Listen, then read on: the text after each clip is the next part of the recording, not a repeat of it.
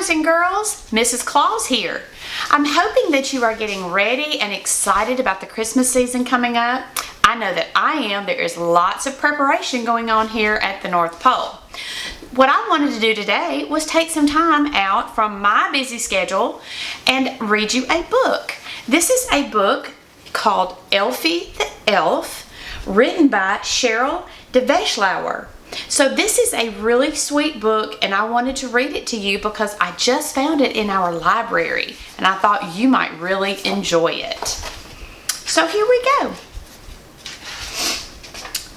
Time for bed, children. It is almost 9 o'clock, and I promised your parents you would both be in bed before they get home.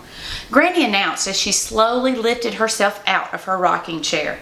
"Oh, Granny, we're not that tired yet. It's too early," stretched Rosie as she quickly covered her mouth, mimicking a bedtime yawn. "Yeah, Granny, tell us a bedtime story. Tell us about one of your adventures that happened long, long ago." James pleaded as he tugged on her fuzzy blue sweater. "Well, children, I have one adventure that I've never shared with another soul. A very long time ago, I made a promise to a very special friend of mine, and I'm not sure you can keep a secret," said Granny with a twinkle in her eye. "Yes, we can, Granny. I know we can," begged Rosie. "Let's go upstairs, and perhaps I'll let you in on a very secretive adventure," Granny whispered as they all made their way upstairs and sat down by James's bed. A very long time ago, when I was just a little girl, my father was stationed to work at the North Pole.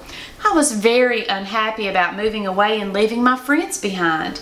When we arrived at the North Pole, I couldn't believe how high the snowdrifts were and how cold it was. But the worst part was I didn't have anyone to play with. Many nights I cried myself to sleep. I wished I could go back home, but I knew that was impossible. Christmas was getting closer, and I didn't think Santa Claus would know where to find me. One night, I thought I heard a strange noise outside of my bedroom window. It sounded like a very tiny squeaking mouse. Quickly, I jumped out of bed and ran to look out of the window. There in the snowbank, I saw a tiny blue elf crying. "Oh, Granny, what did you do? Was he really blue? Did you talk to him, or did he run away?" asked Rosie. "Be quiet, Rosie. Let Granny finish the story," snapped James, who sat perfectly still, hanging on to every word Granny spoke. "All right, James, I'll continue. I climbed out of my window and very cautiously made my way to see this unusual little blue elf. He was so tiny, no higher than my knee. He had pointy ears and a very red nose. He was dressed in a blue fuzzy jacket with matching pants, and his face was really blue. This tiny elf was so upset he didn't even realize I was sitting next to him." Granny looked out the window and continued her story. "Hello there, little blue elf. Why are you crying? And what are you doing all alone out here on such a cold night?" I asked. "Oh, you wouldn't understand. Nobody can help me. I'm hopeless," said the elf. "Well, hopeless? Why would you say that?" "Santa sent me on an errand and I got myself lost. I don't know where I am." "You know Santa, the real Santa Claus?" "Well, of course I do. I'm Elfie, one of Santa's helpers. I make toys for children all around the world, and I used to be one of the best toy makers around."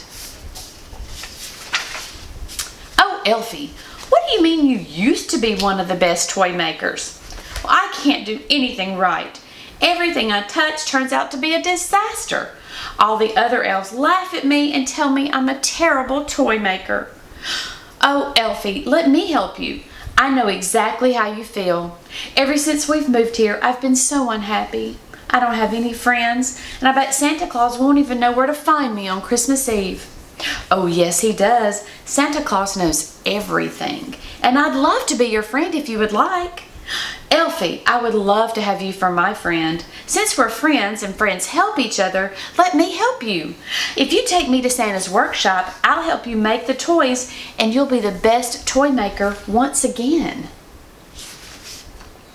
Together, Elfie and I trudged through snowdrift after snowdrift until we finally found a tiny village. It was in the middle of nowhere. Elves of all different colors were busy packing Santa's bag. They were scurrying here and there. And then I saw the reindeer. They were so huge, and there seemed to be something magical about them. It was almost as if they understood every single word that was said. Granny continued her story. One tiny elf saw Elfie, and he called out to the others, "Hey, look who's finally back. Hey, Elfie, did you lose your way again?" A group of elves surrounded Elfie and teased him about forgetting to put wheels on the toy trains and putting soldier heads on the bodies of teddy bears. I couldn't stand to hear how mean these little elves were being to Elfie, and I yelled really loudly, "Stop it! Stop it! Stop teasing Elfie! He is a very kind and sad little elf, and maybe if you realized that, you wouldn't be so cruel."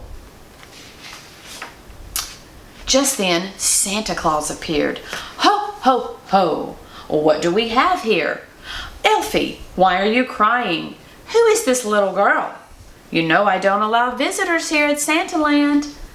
"Hello, Santa. I'm Jessica. Please don't be angry with Elfie. I asked him to bring me here so I could help him." I motioned to Santa, asking him to bend down, and then I whispered something in his ear. "Ho, ho, ho! Jessica, I think you are right. I should have figured that out long ago." "Granny, what did you tell him?" asked James. "Well, when Elfie and I were walking through the snowdrifts, I noticed he couldn't read any of the road signs until he was right on top of them. He couldn't see them because he needed glasses. Santa Claus went over to the workbench and found a pair of glasses that were just perfect for Elfie." "Oh, Granny, you really met Elfie and Santa Claus? Were you ever lucky?" beamed James. "I'll never forget that night. While singing a holiday jingle, the elves let me help them pack Santa's sleigh, and the very next thing I remembered, I was back at home." "But how did you get home?" Rosie asked. "I don't remember. I guess Santa took me home," Granny proudly spoke. "Did you ever go back and visit Elfie and Santa Claus?" questioned James. "Well, that's the funny thing. As many times as I tried, I could never find my way back to Santaland. All I remember is finding a letter and a tape inside my Christmas stocking the next morning. In fact, I think that letter's hiding somewhere in my pocket." Granny pulled a crumpled, tattered piece of paper from her pocket and began reading. "Dear Jessica, thank you for all your help. The other elves and I will never forget you. I'm giving you a copy of the song you sang with us on Christmas Eve. I'll always remember you. Love, Elfie." "Granny, do you still have the tape? We want to hear the song," Rosie and James begged. "All right.